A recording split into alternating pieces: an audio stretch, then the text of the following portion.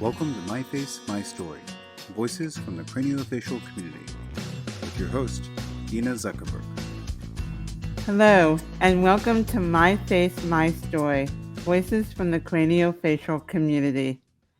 Whether you're watching on YouTube or listening on Apple Podcasts, click subscribe now so that you'll never miss a future episode. And if you're a fan of myFace, myStory, rate and review this program on Apple Podcasts so we can get our message of inclusivity and empowerment to more people. I'm your host, Dina Zuckerberg, the Director of Family Programs at myFace. I was born with a cleft lip, a hearing loss, and no vision in my left eye. myFace, myStory is about people like us being seen and heard, about sharing stories within the craniofacial community and with others. Today, I will be joined by Emily Krebs, Morgan McGahan, and Sara Pollak, lifelong friends, all born with Apert syndrome. Emily Krebs, born with Apert syndrome, has had to face many challenges growing up. One of those challenges includes getting stared at by kids, especially little kids who didn't really understand why people look different than others. Emily has had many surgeries starting at 6 months old.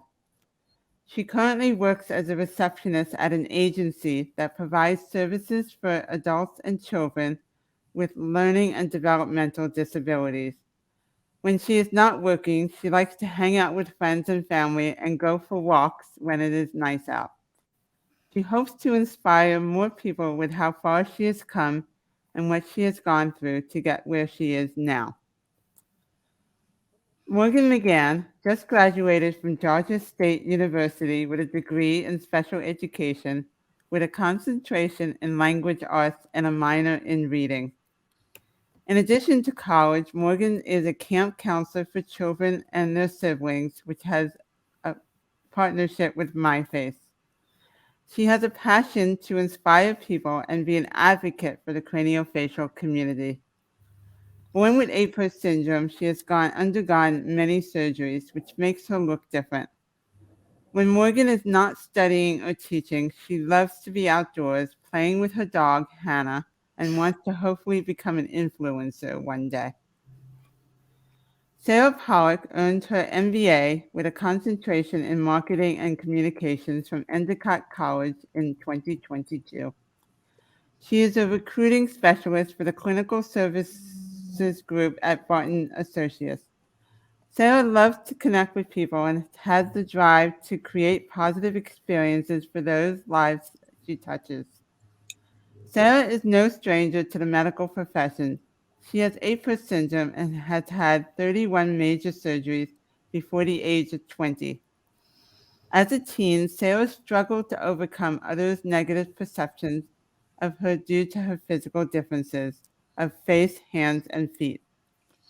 Her perception of herself and the world changed in 2015 when she co-founded Cowabunga Surf Retreat, a retreat experience for kids to feel the power of the ocean, the power in themselves while surfing, an accomplishment not many dared to pursue. While Cowabunga took a pause as Sara went to college, she would love to get it back in motion in the future. Sara lives in Boston, and when she's not working, she enjoys experiencing city life, is an avid fan of the Red Sox and Celtics, and of course spends time with her boyfriend, family, and friends. Welcome, Emily, Morgan, and Sara. I look forward to our conversation. Thank you. Thank you.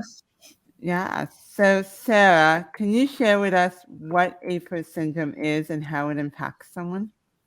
Yeah, sure. So Apert syndrome is a craniofacial and outer limb abnormality, basically kind of interfering with the cranial vault when a child, before a child's born, and then when they are born. Obviously, they have many differences. I mean, it impacts someone in many ways, from when they're a child to when they're an adult. When they're a child, maybe getting invited to a birthday party. When they're an adult, maybe, getting questions that, might impact their perception of the world and, getting to explain it. So, Apert syndrome is definitely something that we can overcome. Absolutely. So can you take us back to when you all first met? We all met primarily, I think Morgan and Emily knew each other. Their parents knew each other. And then when I was born, because I'm the baby out of the three of us, my parents worked with NYU to find other parents who have children with Apert syndrome. So Pat Shabaro and I believe myFace connected all three of us. And since then we've really enjoyed spending, with other, just the three of us and with our families as well. And I know that you all just went to Morgan's graduation, so which is really nice. And I love the way you guys all support each other and have been friends for so long. So how many surgeries have you each had, and what was it like for you to have so many surgeries, to be in and out of the hospital and have so many medical appointments? So I don't know if Emily, you want to start. Yes. So I've had about 25, I would say, surgeries. I honestly lost count after number 20. After that, it's just kind of like, okay. No, so my very first surgery was when I was 6 months old. So it's been a little bit difficult having to go back and forth, especially since a lot of my, doctor's appointments and surgeries were all in the city. So it was a little bit tough, getting there since I live on Long Island, and the transportation and everything was a little bit tough. But I'd say it definitely was a journey, but it's made me who I am today, and I'm so fortunate that a lot of the surgeries helped me, with a lot of the obstacles I've had to face in my life. But I'd say it's definitely hard having to go through so many doctor's visits and meet so many specialists and having to hear what they have to say. But it's been pretty good. Morgan? Yeah, so I think I've had 20-ish. I lost count, same as Emily. But they were all when I was younger. And it felt weird, going to the room and having 10 or 15 doctors look at you and touch your fingers and touch your toes, and you're just like 4 and you're just like, hi, like, who are you and what are you doing? But it felt weird going in on hospital. I didn't really understand why I was missing school so much when I was younger, and why, my brother and sister couldn't do this, but I had to stay home, or why they could do this, but I had to, couldn't do this for them. I remember sitting in front of the room with all the doctors in the room, and they were, as they're talking to you, they're examining and looking and talking about you. I remember that well. Sarah? Similar to Morgan and Emily, I've kind of lost track, but I think I've had approximately 30. Going kind of like what Morgan said, going in and out of school, not really understanding why, because we're younger. Obviously, we're not in our teens yet. We're still kids, wondering why I'm missing school. I remember I was in kindergarten and I had to get held back, and I wasn't sure why. And I remember I was missing like a school field trip, and I was like, I'm not gonna get to go on the field trip. Like, why? Like, they're like, no, you're gonna be able to do it next year, because I was having a major surgery. So it's definitely, questions go through our minds as kids, just questioning, why and why we're missing school and fun time with friends and, yada, yada, yada. So speaking of school, what was school like for you? And were you bullied, excluded, or stared at? And how did you deal with that? Emily? School was definitely tough. I never really got bullied in school, but I did get stared at, especially like because I wasn't considered like the popular girl in school. So I would kind of get like is looked at by like the girls sitting at lunch with their like little sandwiches, and they're all like looking at me as I'm sitting by myself. But school was definitely tough. It was definitely hard to adjust, especially because I was in special education classes for like a lot of my schooling. So I was kind of contained in one class with a bunch of kids that also had special needs. But it was definitely tough to not be included with a bunch of like the regular kids. And the worst part for me was having to be like assigned in a project, a group project with like all the other kids, and then some of them like wouldn't even let me participate because of how I looked. So that was definitely tough.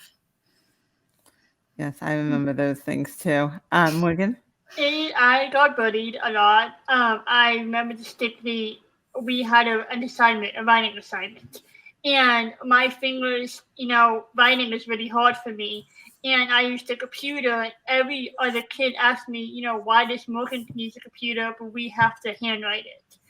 And same as sports, I shoot underhand for basketball. I got so many stares. And I'm just like, okay, I don't want to shoot anymore because you're making me uncomfortable with this situation. And when I try to tell people, that's the way I function, they bully me even more. I'm just like, okay, goodbye, adios. Right. And Sarah?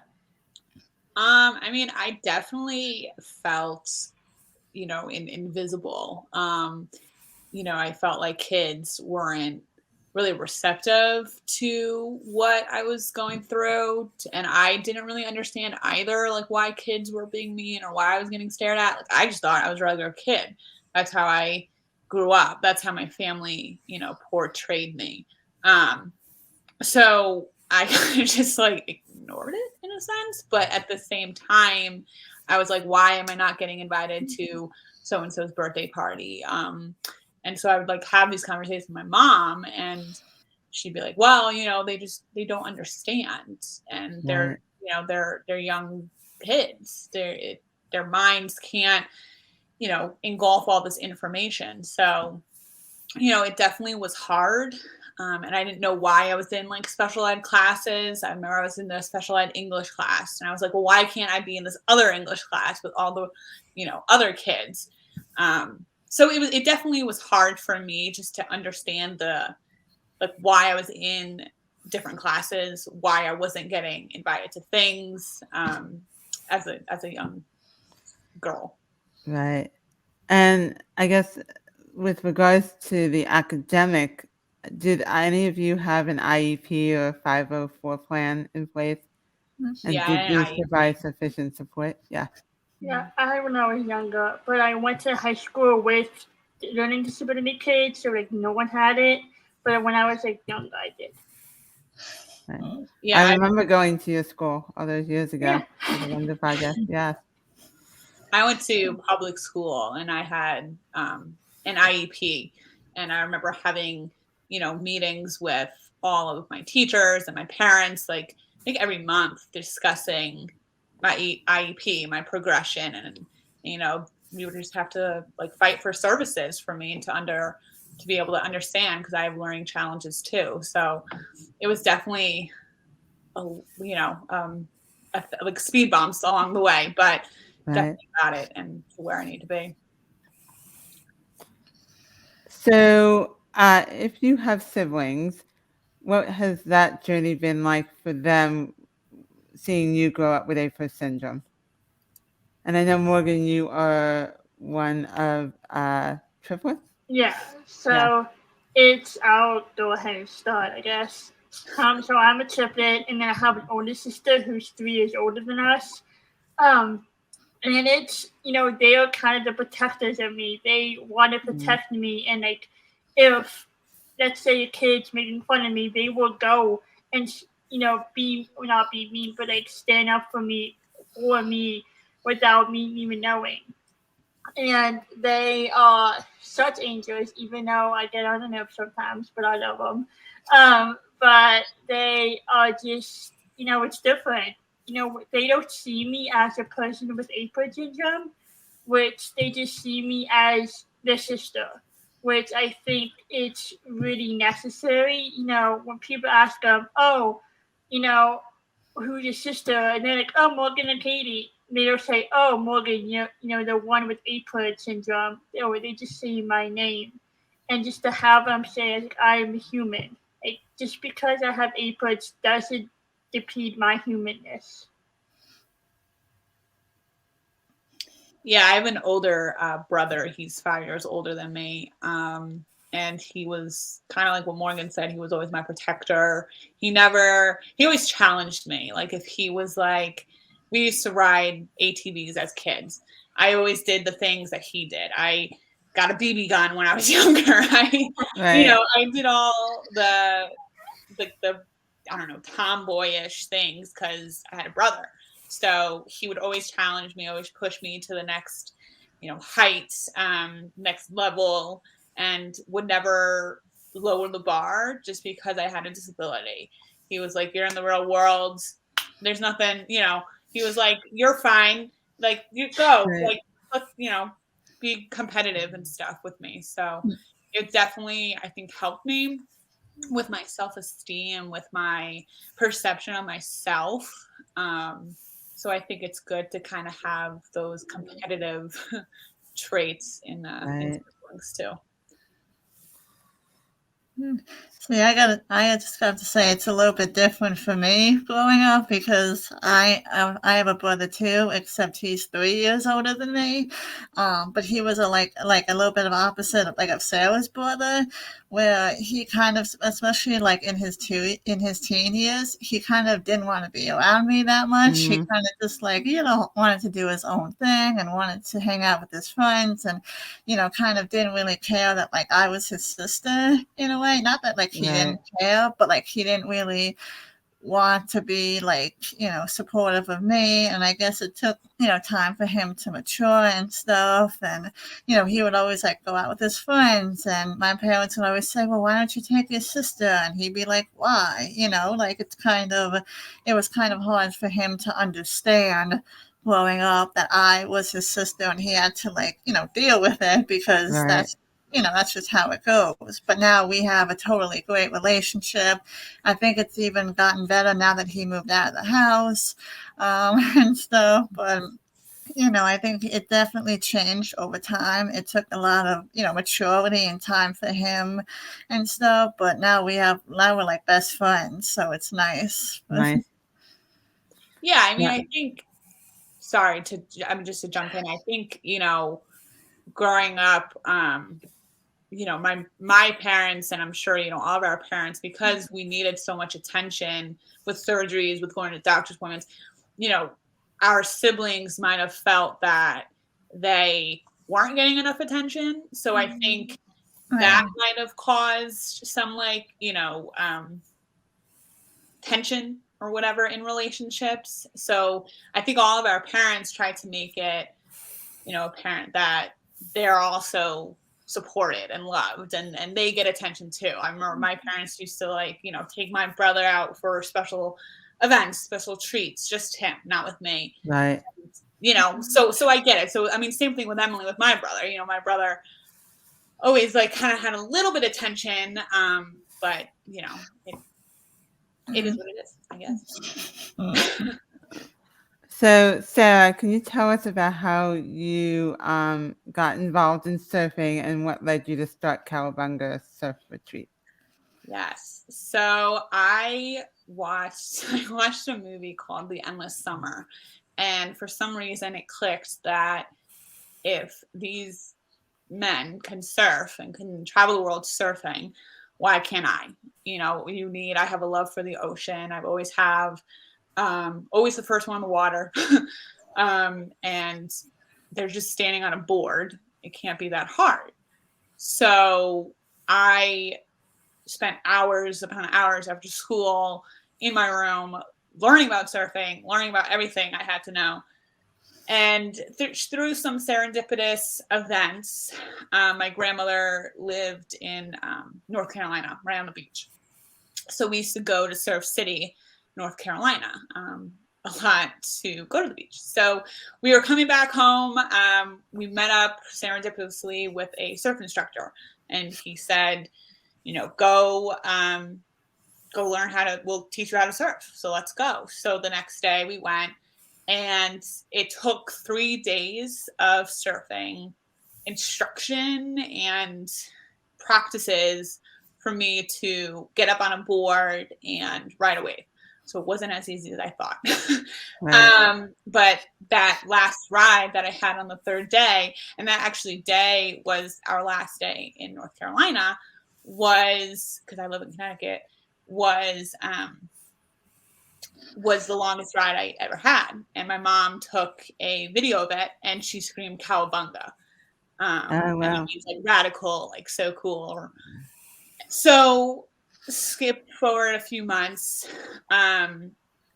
My surf instructor, his mother, my mother and father, and myself were like, we need to like do something about this. Like, if Sara can do it, so can Morgan, so can Emily, so can other kids who have disabilities. Because all my life I played sports and I sucked at sports.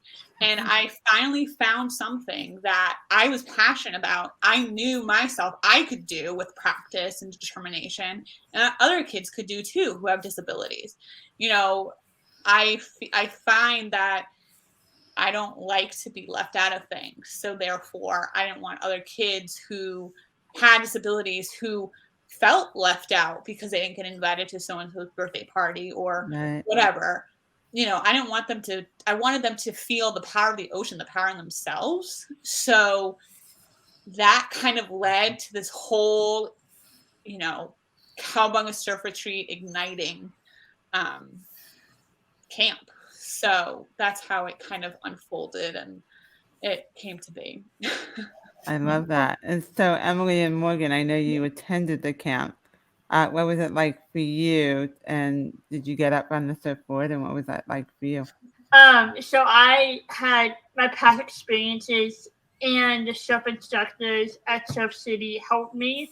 I was very nervous on the first day, so I was like, I'm not getting up on the board. Like, you could do whatever you want. You could fry me with chocolate. I don't care. I'm not getting up here. And I remember the surf instructor was like, let's just try once. And I was like, okay, cool, let's just try it. And then I got up, I was like, whoa, that was fun, let's do it again. And we did it like 10 times. And I remember I was like, wow, I actually went on the board. That was cool. Very cool.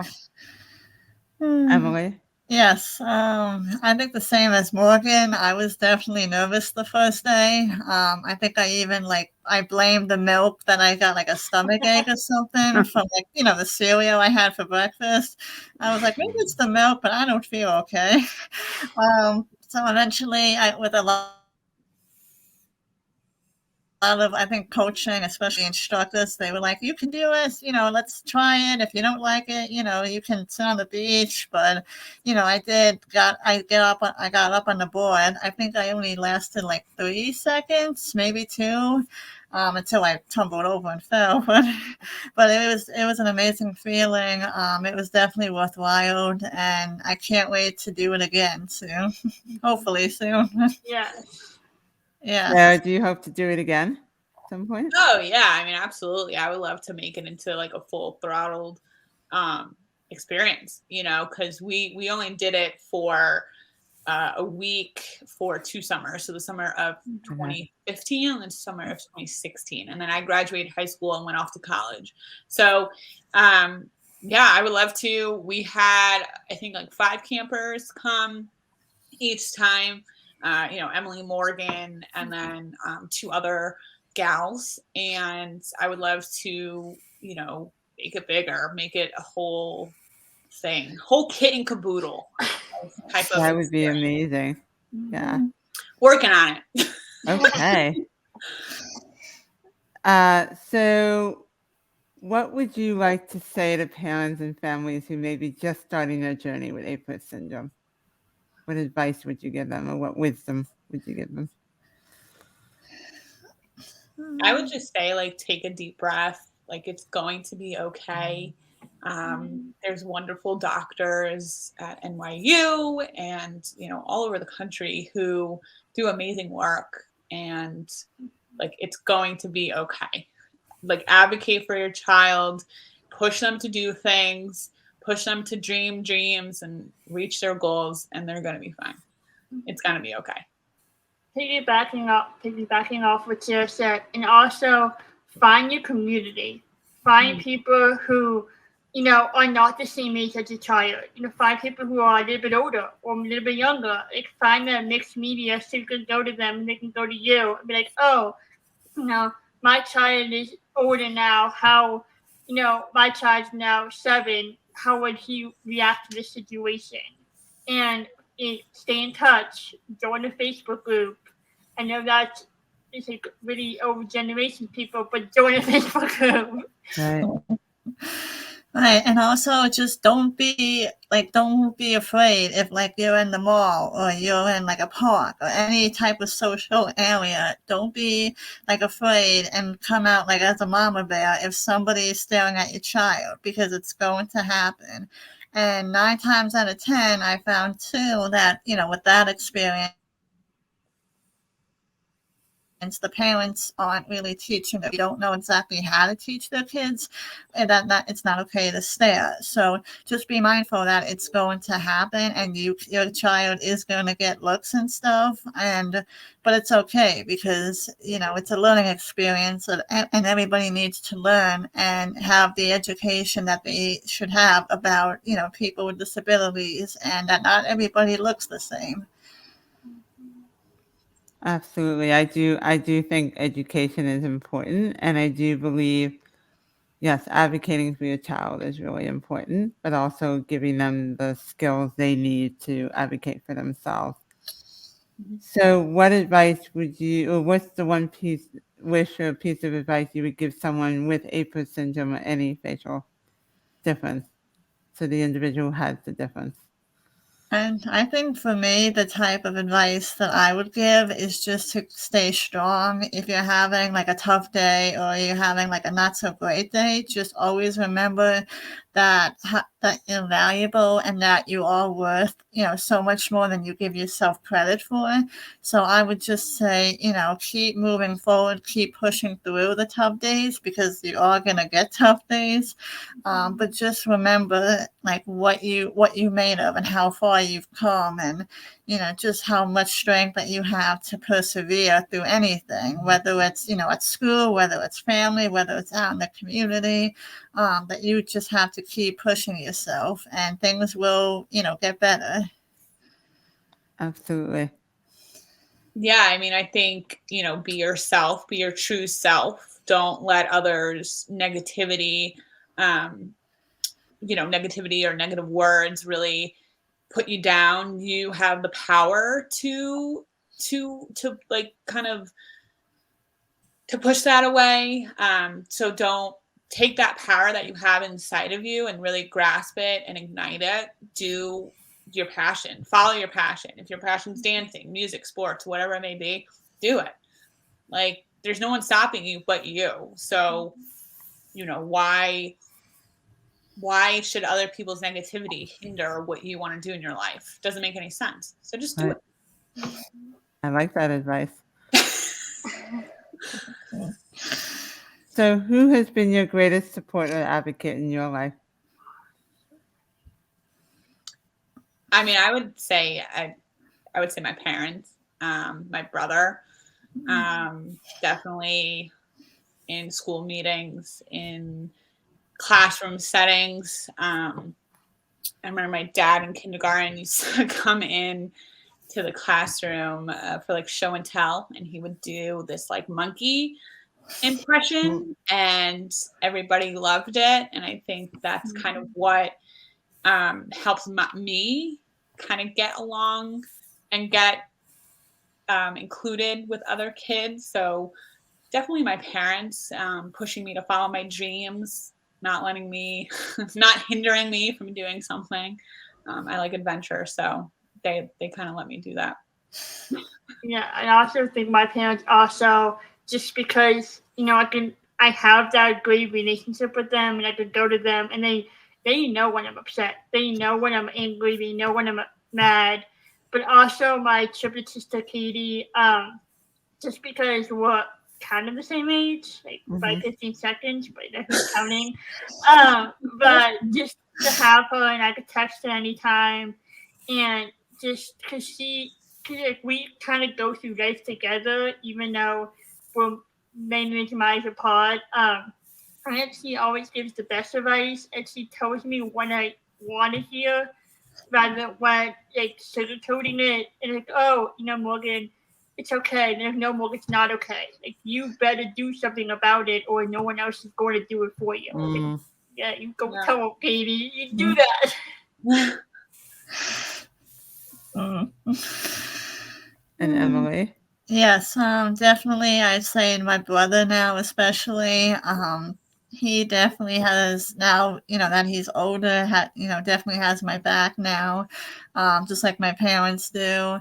And it's kind of funny though, like, especially being out in public, like he's almost like my bodyguard. So he'll like, if somebody sees me, if he sees somebody staring at me, like if somebody sees me, he'll kind of like get in front of me and be like, "What are you looking at?" Like he'll kind of defend me. Sometimes it goes the wrong way, but it's just nice to have like somebody there that kind of like also sees what you're going through and kind of sees, from your eyes, what it's like every day. But definitely my parents, my family's been great. So yes, definitely I have a big family, so that kind of support is very nice. Yeah. My brother was always a big protector of me too, as were my parents, were always big advocates. So I can totally relate to that. So why is finding an organization, a community like myFace so important? I think because you get to connect with kids your age, kids who are older than you, kids who are younger than you, and really have an impact on the community, and get to kind of share a bond that, is different than a person, like a friend who may be typical or born without differences. So it's definitely, I think, a bonding experience that I like the most. Mm-hmm. And it's also like life, that's not a life lesson, but like a life the same, because you get like when I talk to Emily and Sarah, I tell them stuff and they get me, rather than when I talk to a person without a puts, they're like, wait, what? Like, how? I was like, oh, okay, bye. It's like that experience they have and they know about. I just don't have to explain myself, over and over and over again. They already seen that experience. Like, oh yeah, I had that same experience. This is what I did, or this is what I didn't do. And it's different than having a prototypical, I guess, or like a person without inputs. And they're like, oh, why did you do that? I was like, I don't know, because I feel comfortable doing it. They're like, but why? I was like, okay, bye. Right. Yeah, there really is. I always say there's power in that shared story and knowing you're not the only one, right? It's and you think you're the only one out there that could possibly feel that way or think that way until you meet others that are on that same journey. So it definitely does help. Definitely. So what are your hopes and dreams for the future? I just want to be an advocate for people with inputs and disabilities. I want everybody to know that it does not matter if you have a disability, you are capable of doing great things. And like people, I feel like shut us down, and like because we're quote unquote different, and I'm trying to like not shut it down. If that makes any sense. I love that. And you're going to be, you have a degree in teaching, right? Yes. Yeah. So that's great. I would love to start Cowabunga up again. It's been something that's been on my mind, on my list of things to do. And I would love to make it an organization, giving back to the community, make it a nonprofit organization so that way kids who maybe, can't afford to go, we can help them go. So that's like a bigger goal. Smaller goal is definitely just kind of keep chugging along, keep living life. Move down south in Boston, it's too cold. But yeah, just kind of live life and live life to the fullest. I like it. Yeah. And Emily? I would definitely love to hope to become more of an advocate, like to hope to advocate more people with Apert syndrome, and hope to spread the word about it and get more people like involved to know what it is specifically, because a lot of the people I tell, especially if I go to a new doctor and I tell them I have it, they say it completely wrong, and I'm like, no, it's Apert, like, so they don't even know what it is. They have to like look it up. But I would my goal would be to definitely educate more people and to have them understand what it is and what comes along with it. This way there's no like guessing game, or there's no like confused looks as much from people. So yeah, I definitely think more education about Apert syndrome is needed. It's kind of rare. So I understand that aspect of it, but I think there definitely needs to be more education, in schools. Yeah, I agree. I think education is so important, because when you introduce children, especially younger children, to what it is and how and what happens when you have Apert syndrome, I always believe it. Then it's okay, I understand, and then it becomes not a big deal. It becomes just a part of who you are, and it's not all of you. And I think that is so helpful for especially young kids to understand. Yeah, second graders. Yeah, absolutely. Yeah, That's when it because starts, right? I think. So I was student teaching at third grade, and I love my third graders. If you're watching, hey. But the second graders kind of were making fun of me, and my third grader, she stepped in and was like, "Yo, that's not okay. She was born with a difference. You better back off, or like, I'll go." I was like, "Okay, we're not gonna punch each other. We're like, we're okay." But they were like, "Let's go." I was like, "Let's not go." We did. Right. It's 7 a.m. I need coffee for this. Right.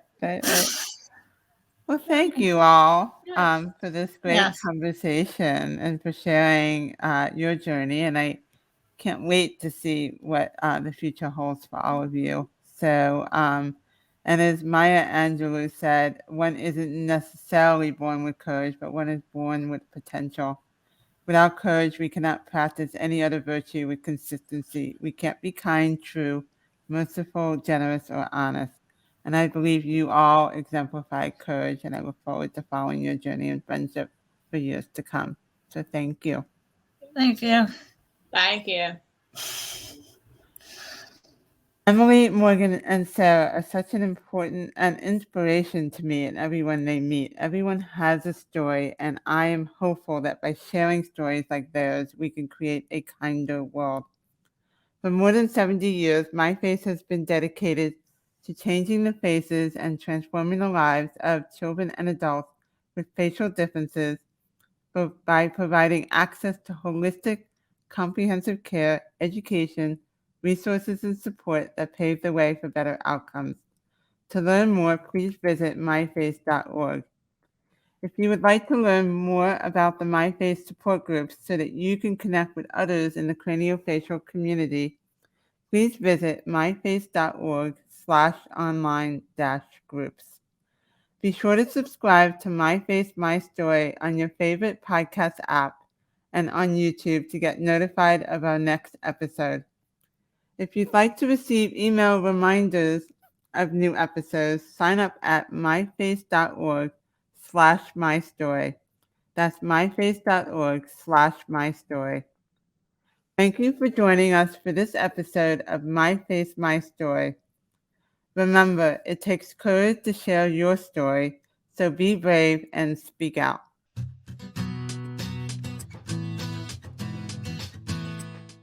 Hi, I'm Stephanie Paul, the Executive Director of myFace. myFace is a nonprofit organization dedicated to changing the faces and transforming the lives of children and adults with facial differences. We do this through various programs and events such as the Transforming Lives educational webinar series, Races for Faces, the Wonder Project, and the groundbreaking myFace, myStory conversational series. You can learn more about all of these on our website at myface.org. If you enjoyed today's program, we hope you'll consider making a donation to help keep programs like this possible, as well as to further the support of the craniofacial community. Thank you.